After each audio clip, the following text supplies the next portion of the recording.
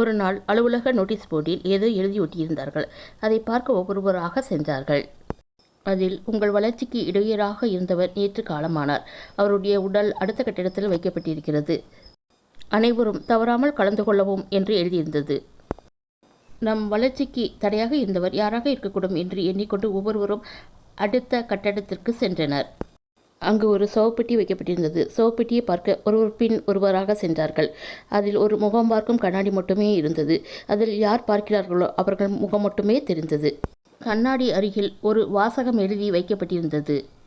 அதில், உங்கள் வளர்ச்சிக்கு நீங்கள் மட்டுமே காரணம். நீங்கள் வளர வேண்டும் என்றால் அது உங்கள் கையில் மட்டுமே உள்ளது. உங்கள் வளர்ச்சியை உங்களை தவிர வேற யாராலும் தடுக்க முடியாது என்றிருந்தது. நீங்கள் ஏதாவது மாற்றத்தை ஏற்படுத்த விரும்பினால் கண்ணாடியின் முன்னின்று நீங்களே உங்களுக்கான கேள்வியை கேட்டு பதில் தெரிந்து கொள்ளுங்கள். உங்களை விட புத்திசாலி வேறு யாரும் இல்லை.